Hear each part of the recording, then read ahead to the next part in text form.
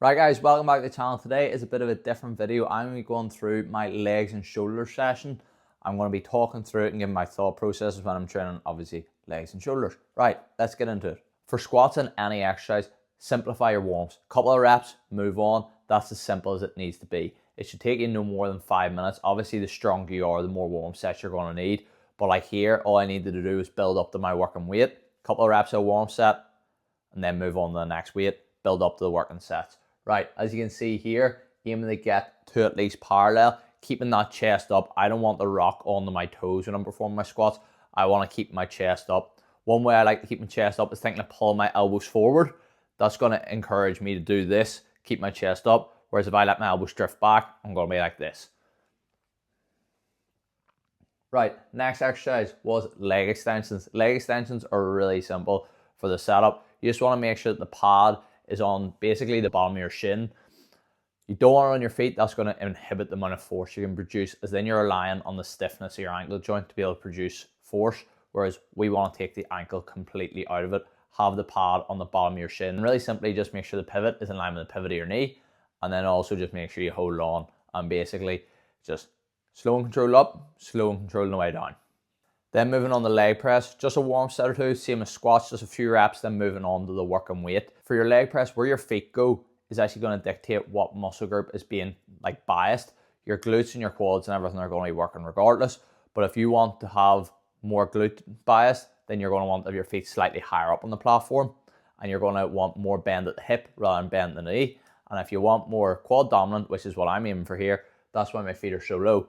You want feet are probably going to be slightly lower, and you're encouraging more knee bend rather than more hip bend. That's going to allow you to bias the quads slightly more.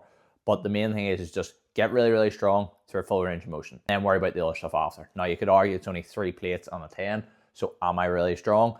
Probably not to some people, but that's me working at my max intensity, as you can see, because my face is starting to go purple here at the end of these sets.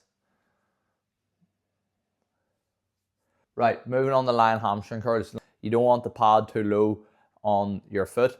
In this case, it's going to be on your heel rather than obviously on the front of your foot. So you just want it slightly higher up the heel at the very bottom of the calf. And then basically just hold on, make sure your hips don't fly up as you're performing the hamstring curl, and then get those heels as high up behind you as you can. Slow and controlling the way down. You don't want the machine to just pull you down really quickly. You want to control the lowering until that leg is nearly fully straight, and then go into your next rep. So you can see here, I'm able to get my heels as high as I can up behind me, and then control until my leg is basically straight. They're actually pretty good reps. Then moving on to shoulder press. So first shoulder exercise of the day. For shoulder press, you have a couple of options. You have machine, you have barbell, you have dumbbell, you have Smith machine. I'm sure there's others, but they're the ones that I go through, and they're the ones that I rotate through. Starting off just a few warm sets and then building into the working weight. If you find that the first rep of shoulder press is really difficult when you're at your weakest, so way down here, one thing you can actually do is just drop the seat. This makes it a lot easier because you're actually starting a wee bit higher up, and it's not going to impact your range then when you go into the working set and when you go into the reps themselves. So you can drop the seat slightly. This might help if you find that you're getting stuck at the bottom of rep 1, because you don't want the first rep to be most difficult. You want the last rep to be most difficult. If the first rep's the most difficult, you need to have a look at your setup. Right, now moving on to cable lateral raises. Cable lateral raises, I like to set the cable up to just where my hand falls. I find this is good for my natural path of motion, because if I start here and then I do my lateral raise, that's kind of the path of motion that I want. If I have the cable on the floor, it's not really my natural path of motion because it's pulling me down to here and then I'm yanking up like this. So set the cable up just to where the hand falls and perform your lateral raises like that. As you can see, I'm using a cuff here, just something slightly different. And yeah, you can see with the height of the cable machine, it's just a smooth, natural path of motion, and it's not pulling me out of my natural range. Right, last exercise of the day was rear delt flies. For rear delt flies, I want to think about pushing the cable, or in this case, the machine, as far away from me as possible, and then driving my hands back. I want to think about making sure that I don't squeeze my shoulder blades together, because then my upper back's just taking over the lift. So I want to think about pushing my hands as far away from me as possible and keeping them as far away from me as possible.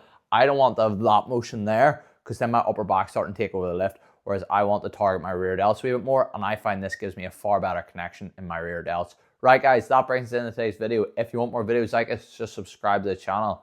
Cheers.